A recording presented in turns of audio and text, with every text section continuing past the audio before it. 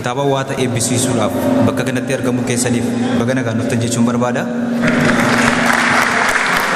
Akkasumallee obboleessa koo Shaggaa Baadiyyaatiin baga kanaan si ga'e jechuun barbaada. Suutuma dhaqxi qocaan utuma tirattu morma dheeratti malee bosonuun cidhannattu.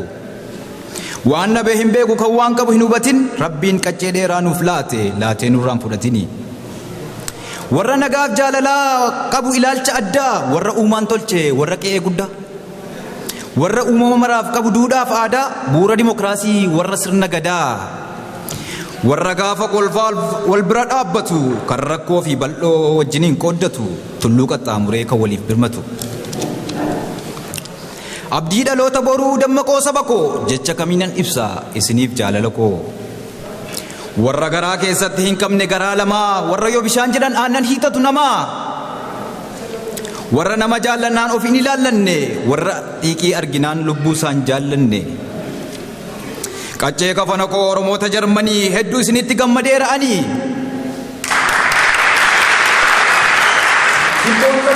Kutattanii of laachuun utuu hin dhibaa'in booreensi ooftanii utuu hin mukaa'ini. Hamilee olaanaan xiiqiin yeroo maraa labata egereef tolchaa jirtu karaa. Fayyaa fi nagaa waliin umurii dheeradhaa bubbulaa jaaraati kitila jiraadhaa isinin jaalladha. Uumamni tollaan uumaanis namaaf tola garuu uumamni uumaatti dudda gallaan obolaa. Dhibamaa utuu eeganii fayyaan du'ee bula. Cilee galaana buute kan argan eessaati harreen duutee bulte kan abbaa harree miti kan waraabessaati.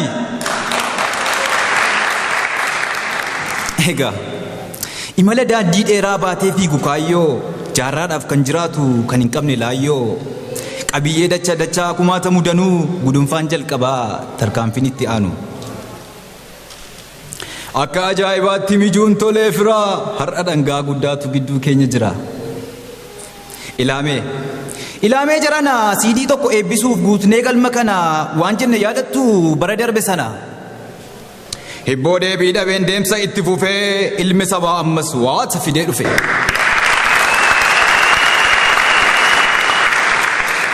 Eebbichi lafa hin buune haphee ta'ee qabatee kunoo hibboo deebii dhaberraa waatni dhalate. Ilaamee jarama utuma dubbannu tokko lama jennee nagaas hin daganne abbootiin keenya akkanaan yeroo yaa'ee wal argu nagaa utuu wal hin gaafatin dhimma biraatti hin darbu. Jaalala keessa isaa waliif ibsuu fedhee nagaa wal gaafata kunoo akkas jedhee. Ijoolleewwan kan kee akkam jajjabaatu wal argaanuun dhibee foggabbaa ishee nyaatu.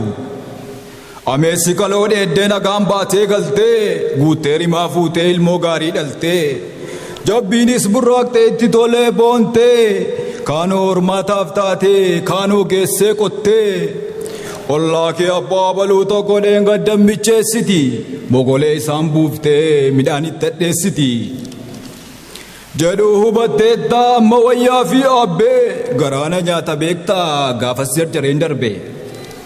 Jedha yeroo wal argee tooraan eegalu haasaa maatii hanga waatiitti ollaa hanga biyyaatti nagaa walitti kaasaa sana booda waan garaasaa hiikee walitti yaasa.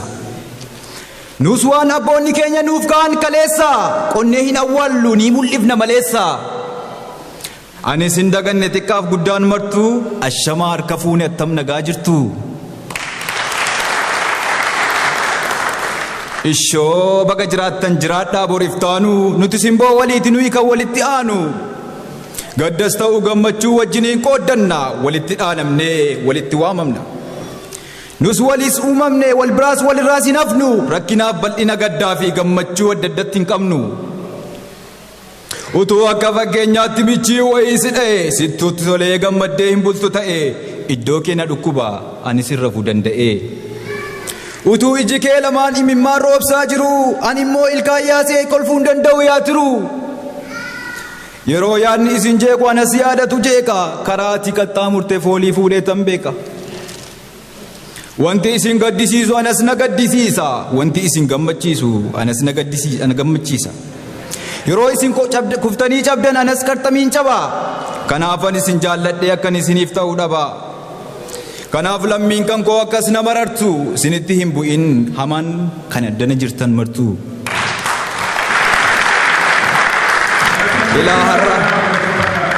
Ilaa har'a kan gamanaaf gamasii hundaa yoon ilaalu dhugaa rabbii nan dhabe bareedaa sin caalu.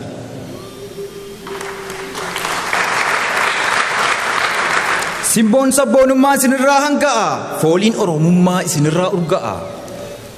Harki walitti reebamu asiif achii taata'ee hoomaan manaa guungumuu tooraan wal qixxaatee mijuu kukkuulame mi'aawu akka dammaa dhangaa gadaadha cabse gaafan argu jamaa.